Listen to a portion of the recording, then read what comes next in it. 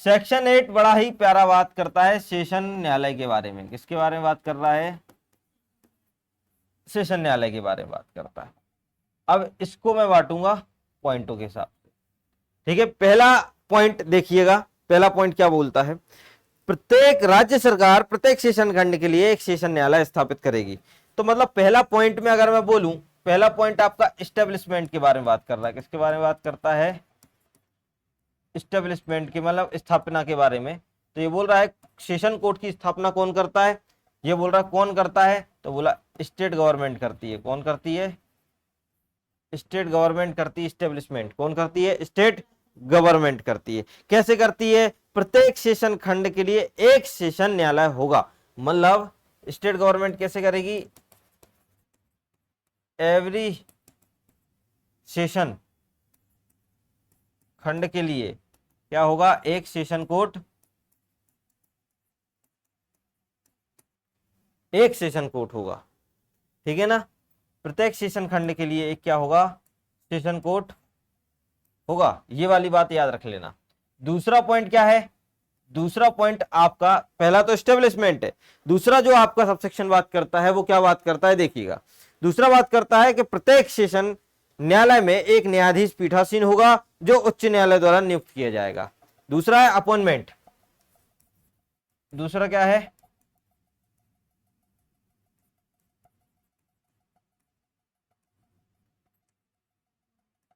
Appointment में क्या बोला कि एक प्रत्येक सेशन न्यायालय में एक न्यायाधीश पीठासीन होगा। तो ये तो हमें पहले से पता चल गया, एक सेशन खंड के लिए एक सेशन कोर्ट होगा और उस सेशन कोर्ट में एक न्यायाधीश होगा। और वो न्यायाधीश बनेगा कैसे? यही तो है। तो प्रत्येक सेशन खंड में एक न्यायाधीश होगा जिसे हाई कोर्ट अपॉइंट करेगा। मतलब अपॉइंटमेंट कौन करता है? High court. किसकी अपॉइंटमेंट करता है? आपके सेशन जज की।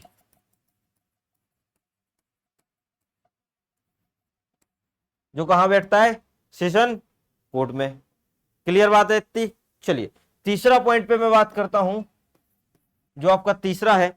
तीसरा जो आपका सबसेक्शन बात करता है आपके सेक्शन 8 का, वो ये बात करता है कि उच्च न्यायालय पर न्यायाधीशों को भी सेशन न्यायालय की अधिकारिता का प्रयोग करने के लिए नियुक्त कर सकता है। इसका मतलब ये है सेम पावर, अधिकारिता, सेम ज्यूरिडिक्शन में अपॉइंट कौन करता है? तो ये भी कौन करेगा? हाई कोर्ट करेगा। किसको करेगा? एडिशनल सेशन जज को। किसको करेगा? एडिशनल सेशन जज को उसी अधिकारिता का प्रयोग करने के लिए अपॉइंट कर सकता है। वो भी किसके पास पावर है? हाई कोर्ट के पास पावर है। ये तीसरे पॉइंट में ये वाली चीज है।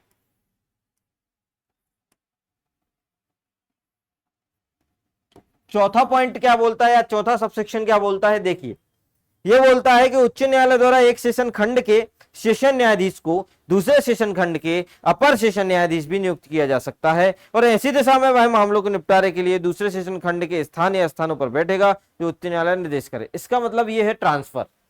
ये क्या है? यह है ट्रांसफर। ट्रांसफर कैसा? कौन करता है? ये भी कौन करता है भैया? आपके ये भी हाई कोर्ट करता है। ये भी कौन करता है? ये भी हाई कोर्ट करता है। और हाई कोर्ट क्या करता है? यही तो समझने लायक चीज है कि हाई कोर्ट करता क्या है। हाई कोर्ट ये बोलता है कि एक सेशन जज को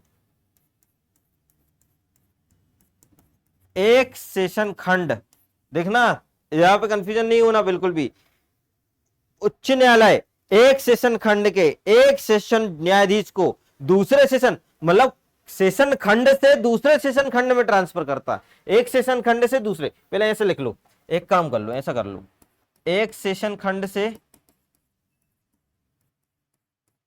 ट्रांसफर हुआ मामला दूसरे सेशन खंड में। कहां कहां ट्रांसफर हुआ? दूसरे सेशन खंड में। तो अब यहां का जो सेशन जज था, उस सेशन जज को यहां के, ऐसा लिख लो, उस सेशन जज को ट्रांसफर किया और यहां का एडिशनल सेशन जज उसको नियुक्त कर दिया। ट्रांसफर किया और वहां दूसरे सेशन खंड के एडिशनल सेशन जज के रूप में उसको अपॉइंट कर सकता है, वो कौन कर सकता है? हाई कोर्ट अपॉइंट कर सकता है। कौन कर सकता है? हाई कोर्ट अपॉइंट कर सकता है। और पर्पस क्या है? पर्पस क्या है? पर्पस ये है कि ये जो ट्रांसफर हो रहा है एडिशनल सेशन जज के रूप में, पर्पस ये है कि मामले का निपटारा क्या हो जाए? मामले का निपटारा हो जाए। क्या हो जाए भैया? मामले का निपटारा हो जाए। मामले का, अगर जब मामले का निपटारा हो जाएगा या मामले का निपटारा करेंगे तो मामले के निपटारा किए जाने के लिए दूसरे सेशन खंड में स्थानों को बिठा सकेगा जो कि उच्च न्यायालय निर्देश दे। इसका मतलब ये दूसरे सेशन खंड में क्यों भेजा रहे हैं? इस सेशन जज को दूसरे सेशन खंड में क्यों भेजा रहे हैं? एडिशनल सेशन मामले के निपटारे के लिए। और मामले के निपटारे के लिए बैठक भी तो होगी कहीं ना कहीं। क्या होगी? बैठक होगी। और बैठक कौन डिसाइड करेगा? हाई कोर्ट डायरेक्ट करेगा। क्या करेगा? हाई कोर्ट डायरेक्ट करेगा। इतनी चीज क्लियर है? बता दीजिए। क्लियर भैया? सामने वाले जो देख रहे हैं उनको क्लियर हुआ कि नहीं हुआ?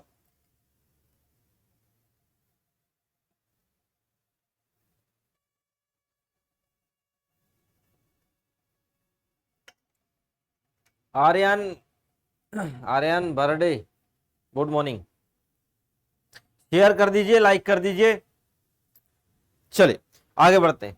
अगर देखने के बाद पसंद आए तो भी कर दीजिए, ठीक है? देखने के पहले पसंद आए तो भी कर सकते हैं। तो ये हो गया चौथा पॉइंट। आगे बढ़ जाऊं? चलो, अब आता है पांचवा पॉइंट।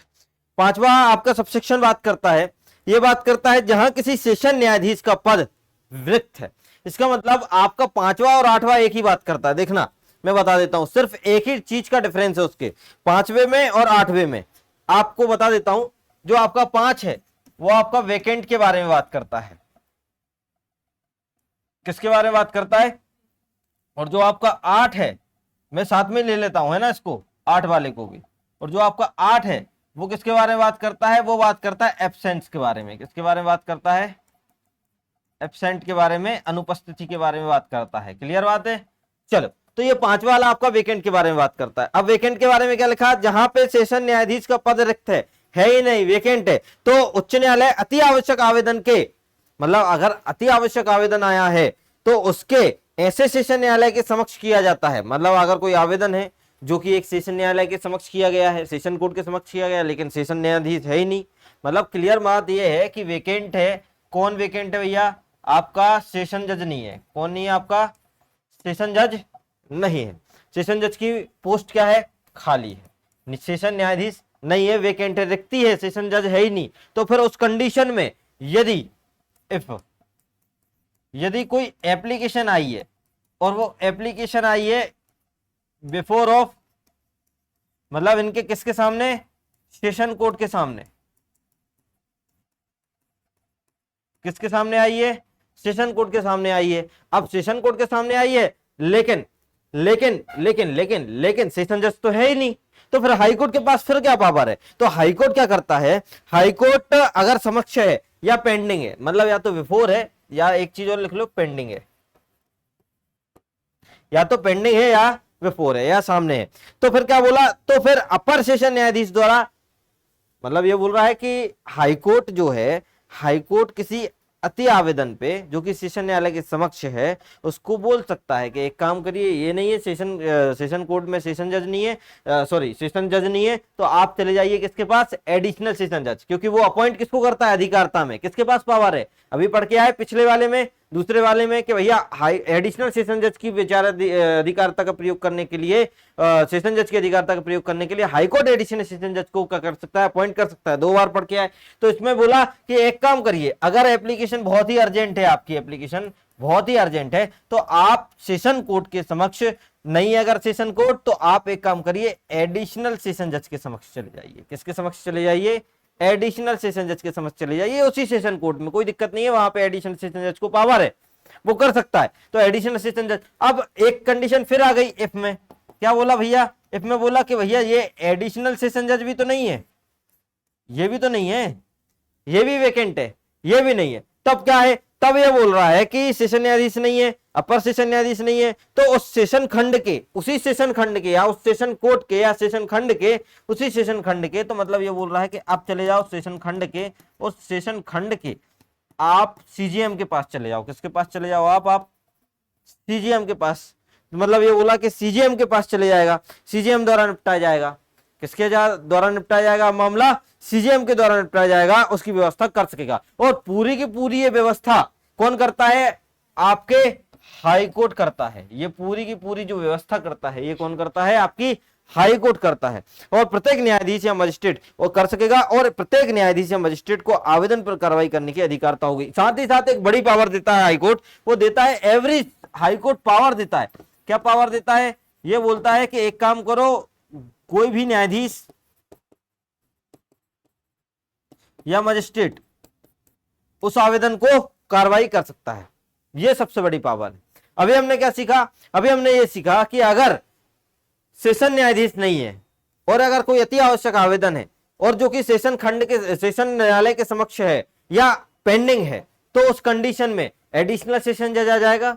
लेकिन एडिशनल सेशन जज भी नहीं है, तो उस कंडीशन में कौन आएगा? उस कंडीशन में आपके आ जाएंगे माननीय सीजीएम साहब, चीफ जुडिशियल मजिस्ट्रेट आ जाएंगे। और अगर वो भी नहीं आते हैं, वो आ गए, ठीक है, अगर मान के चलो वो भी नहीं है, तो फिर क्या है? तो हाईकोर्ट ने बोल दिया कि हम किसी भी न्यायाधीश से या मजिस्ट्रेट से उस आवेदन पे कार्रवाई करा सकते हैं। ये वाली पावर बहुत इंपॉर्टेंट है। और साथ ही साथ सीजीएम तो इसमें बहुत ही इंपॉर्टेंट है कि अगर ये नहीं है, और ये प्री में इतनी बार आते हैं कि कंफ्यूजन होता है। क्यों कंफ्यूजन होता है? क्योंकि हर लाइन एक दूसरे से जुड़ी हुई है, लिंक अप करके चलती है। हमें ये लगता है कि ये वाली चीज नहीं है, जबकि ये वाली चीज भी उनने लिख के दी है। हमें ये लगता है कि हाईकोर्ट को तो पावर है, जबकि हाईकोर्ट पावर नहीं है। हाईकोर्ट को पावर तो उसके 2 वाले पॉइंट में जुरिसडिक्शन के संबंध में दे चुके हैं कि अधिकारता के प्रयोग करने के लिए एडिशनल सेशन जज करते हैं। यहां पे कोई लॉजिक नहीं है। अब आपका 8 वाला जो पॉइंट है, ये एब्सेंट के बारे में बात करता है। ये आपका किसके 5 वाला जो पॉइंट था, वो वेकेंट के बारे में बात कर रहा था। तो अब 8 वाले पॉइंट को समझते हैं कि 8 वाला पॉइंट हमसे क्या बोलना चाह रहा है। देखिए, आइए जानते हैं 8 वाले पॉइंट में। 8 वाले पॉइंट में सीधा सीधा बोला, सेशन न्यायाधीश अपनी अनुपस्थिति में कार्य करने की असमर्थ दशा में, मतलब ये बोल रहा है कि ये एब्सेंट है, या तो ऑन ड्यूटी नहीं है, ऑफ ड्यूटी है, असमर्थ है, काम करने में बहुत बाहर है, किसी अर्जेंट आवेदन पे अपर सेशन न्यायाधीश द्वारा, या किसी अपर सेशन न्यायाधीश ना हो तो मुख्य सेशन न्यायाधीश, मुख्य न्यायिक मजिस्ट्रेट द्वारा, जुडिशियल मजिस्ट्रेट द्वारा निपटाए जाने की व्यवस्था कर सकता है। और यह समझा जाएगा कि न्यायाधीश मजिस्ट्रेट ऐसे आवेदन पर कार्रवाई करने की अधिकारता है। और यह समझा जाएगा कि ऐसे सभी न्यायाधीश हैं और मजिस्ट्रेट हैं, उनको इस आवेदन पर कार्रवाई करने की, मतलब इनका क्या है डिफरेंट? क्या है डिफरेंट? कुछ भी नहीं है, एज इट इज है। डिफरेंट कुछ भी नहीं है, एज इट इज है। डिफरेंट कुछ भी नहीं है, एज इट इज है। डिफरेंट कुछ भी नहीं है, एज इट इज है। अकेला एक ही जगह डिफरेंस है, वहां पे वेकेंट है और यहाँ पे एब्सेंट है, यहाँ पे असमर्थ है और वहां पे रिक्त पद खाली है। क्लियर बात है? चलिए, इतना अगर क्लियर हो गया हो तो भैया बता दीजिए। ठीक है, क्लियर हो रहा कि नहीं हो रहा है? हो गया? याद भी होते जा रहा है कि नहीं होते जा रहा? चलिए, अभी तक हमने पहले में पढ़ा 7 के पहले में, 8 के पहले में हमने पढ़ा अपॉइंटमेंट कौन करता है? हाईकोर्ट करता है। दूसरे में पढ़ा अपॉइंटमेंट कौन करता है? हाईकोर्ट करता है। तीसरे में हमने पढ़ा ट्रांसफर, एडिशनल सेशन जज को अपॉइंट कर सकता है ना? तो ये भी हमने किस में पढ़ा? ये भी हमने तीसरे में पढ़ा। चौथे वाले में हमने पढ़ा ट्रांसफर, 5वें वाले में हमने पढ़ा वेकेंट, और 8वें वाले में हमने पढ़ा एब्सेंट। अब हम पढ़ेंगे 6वां वाला।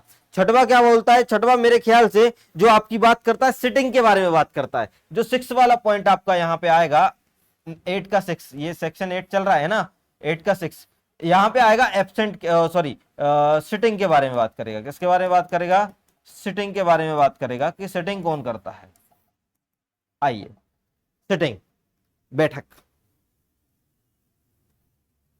बैठक कौन करता है? देखो, ये जैसे लिखा है, सेशन न्यायालय का सामान्यतः अपनी बैठक ऐसे स्थान या ऐसे स्थानों पर कर सकेगा। इसका मतलब पावर किसके पास है बैठक करने की? सबसे पास 2 चीजों की पावर देखेंगे इसमें। एक होती है जनरल, तो जनरली देखा जाए तो पावर किसके पास है? सेशन जज के पास। किसके पास है? सेशन जज के पास पावर है। जनरली अगर देखा जाए तो सेशन जज के पास पावर होती है, जो कि वृद्धनिष्ठ कर सकता है, ठीक है, ऐसे स्थानों पर बैठ सकता है। सेशन कोर्ट, सॉरी सेशन जज बोल रहा, सेशन कोर्ट। सेशन कोर्ट अपनी इस बैठक खुद डिसाइड कर सकता है, जो उच्च न्यायालय द्वारा अधिसूचना द्वारा निर्दिष्ट कर सके। इसका मतलब पहली चीज तो ये बोल दिया कि हमने तुम्हें पावर तो दे दी जनरली, जनरल पावर, लेकिन एक स्पेशली डायरेक्शन है। क्या है भैया? By notification, by notification direct specified कौन करता है? स्पेसिफाइड कौन करता है? इसको हाई कोर्ट करता है कि आपको सिटिंग कहां करनी है। सिटिंग के संबंध में, किसके संबंध में? बैठक के संबंध में बात करता है। ठीक है, ये किंतु किंतु किंतु ये तो हो गया, ठीक है, लेकिन इसमें एक चीज जुड़ी गई। ये तो ठीक है, कर दिया आपने, इसमें एक चीज है, स्पेशल मैटर में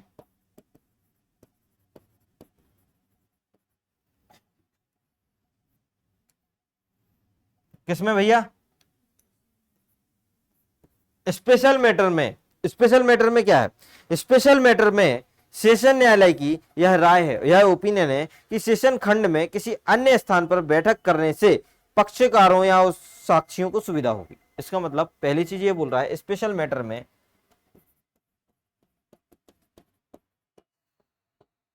सेशन जज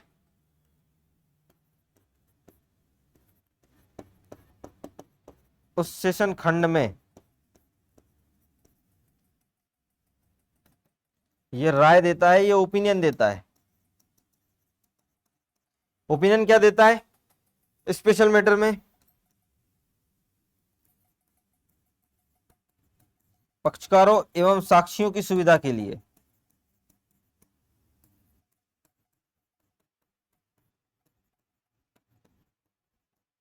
इनके संबंध में राय देता है, पक्षकारों एवं साक्षियों की सुविधा के संबंध में राय देता है कि बैठक जो है, बैठक सिटिंग स्पेशल मैटर में जो हम सिटिंग करवा रहे हैं ना, ये वाली, ये सिटिंग स्पेशल मैटर में इनकी सुविधा के लिए अन्य स्थान पे कराई जाए। कहां कराई जाए?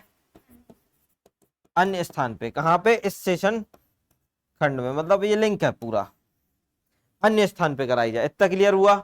अन्य स्थान पे कराई जाए। अब ये बोल रहा अन्य स्थान पे कराने का मीनिंग क्या है भैया आपका? अन्य स्थान पे क्यों कराई जाए? तो भाई अभियोजन या अभियुक्त की सहमति से उस मामले को निपटारे के लिए या किसी साक्षी या साक्षी की परीक्षा करने के लिए उस स्थान पर बैठ कर सकेगा। मतलब ये बोल रहा है कि चलिए ठीक है, मान लिया कि आपको करवानी है कहीं और जगह बैठक। कहाँ करानी है आपको? कहीं और जगह बैठक करानी। मैं इसको ऐसे कर देता हूं, है ना, समझ लो। ये बोले अन्य जगह आपको बैठक करानी है, करा लो, लेकिन क्यों? तो बोले पहले इनकी सुविधा के लिए हम कंसेंट लेंगे। क्या लेंगे हम? पहले हम कंसेंट तो ले लें। किससे कंसेंट ले लें? एक काम करते हैं, हम कंसेंट ले लें। और वो कंसेंट किससे ले लें? हम कंसेंट ले लें हम एक्यूज से और प्रोसिक्यूशन से। अभियोजन या अभियुक्त से हमें पहले सहमति लेनी पड़ेगी। इनकी जब कंसेंट मिलेगी तो ऐसे स्थान पर बैठने का पर्पस क्या है? मतलब जो आपका पर्पस जो आएगा इसकी सहमति के बिना, इसकी सहमति के साथ जो पर्पस है, एक तो पहला पर्पस निकल के आता है साक्षियों की परीक्षा, और दूसरा पर्पस आता है मामले का निपटारा। इतना क्लियर है भाई? एक एक चीज, एक एक लाइन अगर समझ में आ रही हो तो बता देना मेरे को।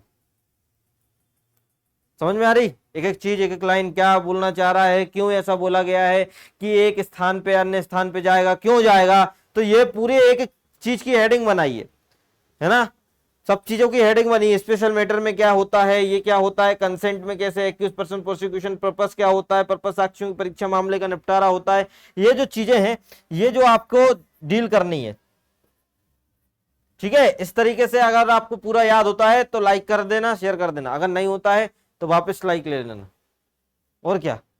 चलिए आगे बढ़ते हैं अब भैया। ये हो गया आपका कौन सा पॉइंट? 6 वाला पॉइंट। 6 वाले पॉइंट में ए वाले में अपॉइंटमेंट, बी वाले में अपॉइंटमेंट, सी वाले में अपॉइंटमेंट, आपके चौथे वाले में ट्रांसफर, 5वें वाले में आपका वेकेंट, 8वें वाले में आपका एब्सेंट, 6वें वाले में आपका कौन सा है? सिटिंग, ठीक है ना। चौथे वाले में ट्रांसफर। अब बचा 7वां वाला। 7वें वाला में है ड्यूटी। 7वें वाले में ड्यूटी बांटना, वितरण करना, कार्य का वितरण करना। तो कार्य का वितरण कौन करेगा? सेशन न्यायाधीश करेगा, समय पर अपर सेशन न्यायाधीश को करेगा। मतलब एक चीज हो गई। ये बोल रहा है कि जो आपका 7 वाला जो पॉइंट है, ये बोल रहा है कि आपका जो 7 वाला पॉइंट है, इस 7 वाले पॉइंट में बोला गया है कि जो सेशन जज है,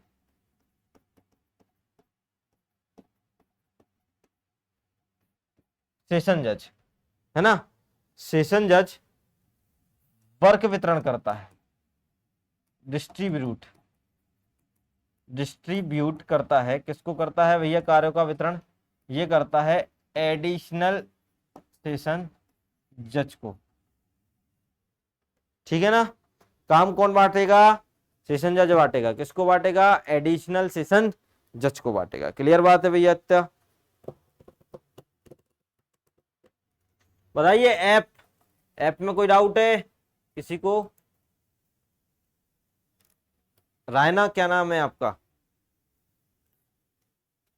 रायना, ठीक है, डाउट है? ठीक है, देखो क्या होता है, मैं आप लोगों को वास्तविकता बताता हूं।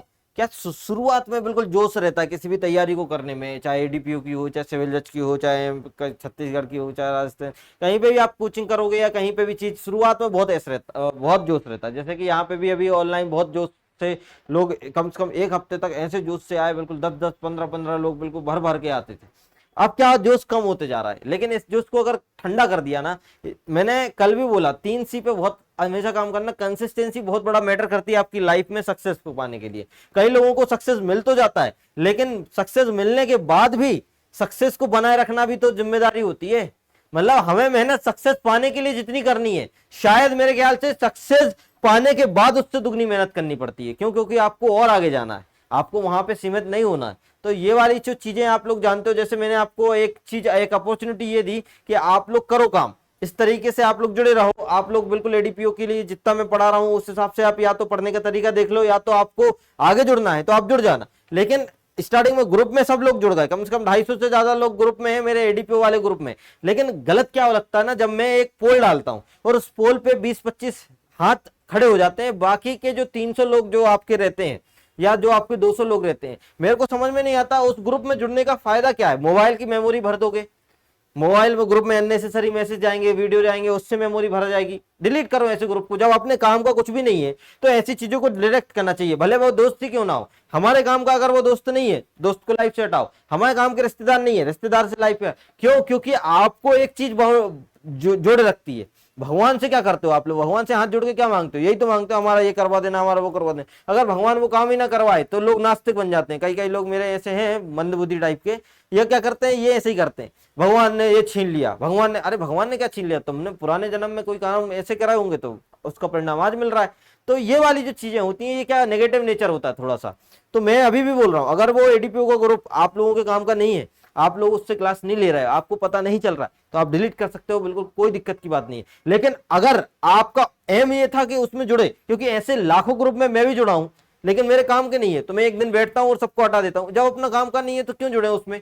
तो यही चीज होती है। एक तो फोन जाए, फोन की मेमोरी भर रही है जबरन में, तो इन सब चीजों पे काम करो। अपने लाइफ में जितने ज्यादा शॉर्टेज रहोगे ना, उतनी ज्यादा आपको चीजें समझ में आएंगी और आप लाइफ में आगे बढ़ जाओगे। नहीं तो मैं नहीं जानता क्या होता है, हम सुनी सुनाई चीजों पे बहुत यकीन करते हैं। हमें फलाना कोचिंग, हमें फलाना बहुत बड़ा नाम है, यहाँ से इतने बच्चे निकले। आप जानकारी ले लेना, वहां पे अगर 400 बच्चे हैं तो 400 में से सिर्फ 6 का सिलेक्शन होगा या 10 का सिलेक्शन होगा। बाकी बच्चे कहाँ हैं? क्यों होता है? हम 20 बच्चे लेते हैं, हम 20 के 20 पे मेहनत इसलिए करते हैं क्योंकि हमें 20 को निकालना है।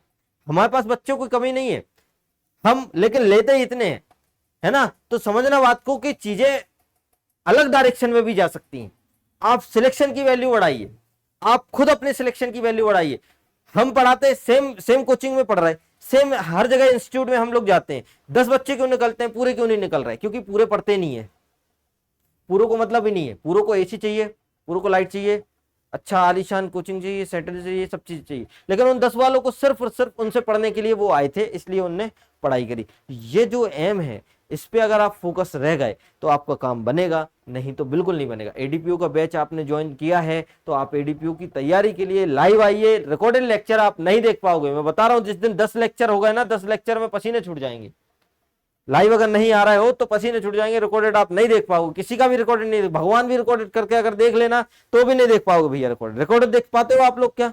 कंसिस्टेंसी बना के कि चलो 2 घंटे का रिकॉर्डेड लेक्चर है, हम 2 घंटे पढ़ेंगे। आप ऐसा हो पा रहा?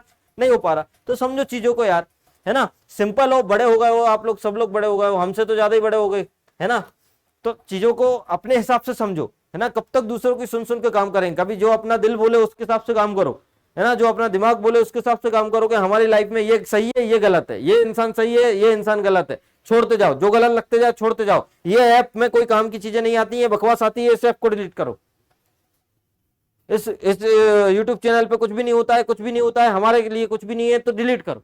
मतलब जिस दिन आप ये चीजें आप इग्नोर करने लगोगे ना, आप अपनी लाइफ में वैल्यू कमाने लग जाओगे।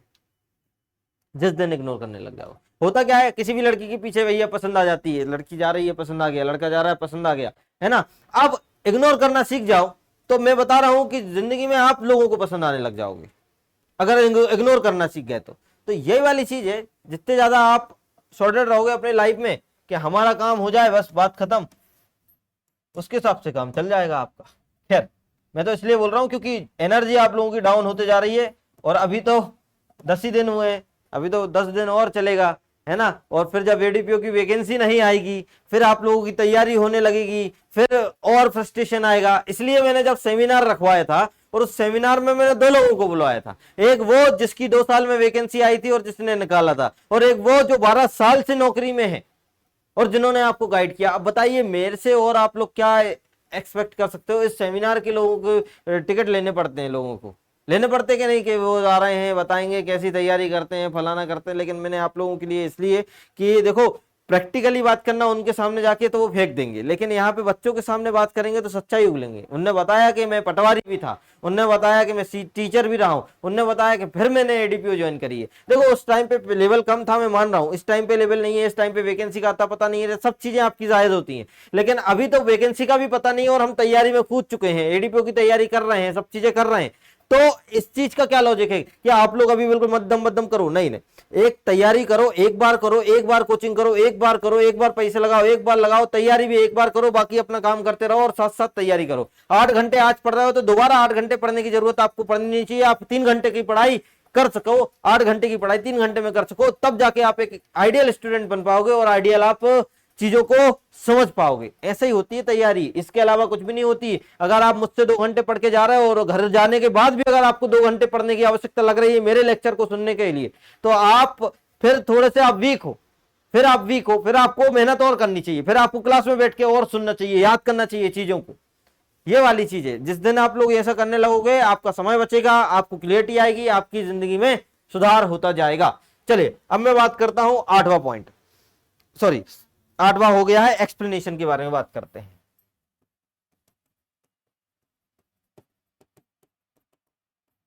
एक्सप्लेनेशन क्या बात करता है आपका? एक्सप्लेनेशन कुछ भी बात नहीं करता, छोटी सी चीजों के बारे में बात करता है। देखिए लिखा है, इस संहिता के प्रयोजन के लिए नियुक्ति के अंतर्गत सरकार द्वारा संघ या राज्य क्षेत्र के कार्यकलाप के संबंध में किसी सेवा पद या किसी व्यक्ति की प्रथम नियुक्ति, तैनाती या प्रोन्नति नहीं है जो किसी विधि के अधीन ऐसी नियुक्ति, तैनाती या प्रोन्नति सरकार द्वारा किए जाने के लिए अपेक्षित। बोल रहा नियुक्ति क्या है, क्या बोल रहा है आप? अपॉइंटमेंट। आप शुरू में अपॉइंटमेंट बोल रहे, क्या होता है ये अपॉइंटमेंट? सरकार अपॉइंट करती है। तो उसने बोला नहीं, इसके अंतर्गत सरकार द्वारा संघ या राज्य द्वारा कार्यकलाप के संबंध में सेवा या पद, व्यक्ति की प्रथम नियुक्ति, तैनाती या प्रोन्नति नहीं आती। मतलब या तो संघ के कार्यकलाप के संबंध में या तो किसी राज्य के कार्यकलाप के संबंध में ऐसी कोई नियुक्ति नहीं आती है, बल्कि इसमें तो वो आती है जो विधि के अधीन नियुक्ति की जाती है। इसका मतलब इसमें नियुक्ति जो अपॉइंटमेंट है, अपॉइंटमेंट को इसमें क्लियर कर दिया। बोले जो आप अपॉइंटमेंट बोल रहे थे, जो आप नियुक्ति के बारे में जो बोल रहे थे, वो नियुक्ति होती क्या है? बोले 2 तरीके की नियुक्ति होती है। एक तो होती है आपकी सेवा पद पर नियुक्ति होती है, जो कि होती है बाय यूनियन द्वारा अपॉइंट किया जाता है या बाय स्टेट द्वारा अपॉइंट किया जाता है कार्यकलाप के संबंध में, ये उनके कार्यकलाप के संबंध में। लेकिन जब आपको अपॉइंट किया जाता है बाय लॉ,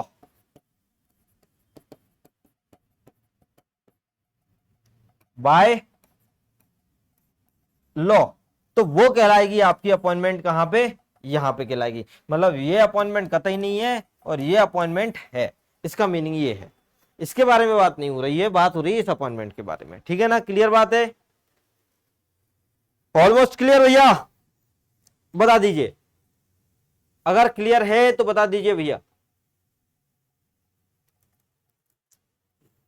चलिए, तो आज की क्लास में इतना काफी है आप लोगों के लिए। और भैया टाइम पे जुड़े, ज्यादा से ज्यादा 9:45 या 9:30 के बीच में आपकी क्लास स्टार्ट हो जाती है। अभी गणपति जी बैठे हैं इसलिए पूजा करने में समय हो जाता है। बाकी आप लोगों की बिल्कुल प्रेम व्यवहार से अच्छा समझ में आ रहा होगा, आशा करते हैं। अगर नहीं समझ में आ रहा है तो एडीपीओ वाले बैच में हमारे जुड़ जाइए, उसमें आपको डाउट पूछने का अवसर देते हैं। लेकिन कुछ कुछ लोग जो हैं वो कुछ और मैसेज कर देते हैं, लेकिन फिर मैं एडमिन वाला परमिशन रख देता हूं, फिर वो दिक्कत होती है। इसलिए अगर डाउट पूछना है तो पर्सनली, जो आपको पूछना है तो पर्सनली आप डाउट भी पूछ सकते हो, सब चीजें आप लोग पूछ सकते हो। तो चलिए मिलते हैं भैया, नमस्कार, शुक्रिया, धन्यवाद, और जुड़े रहिए ड्रीम जुडिशरी इंदौर के साथ।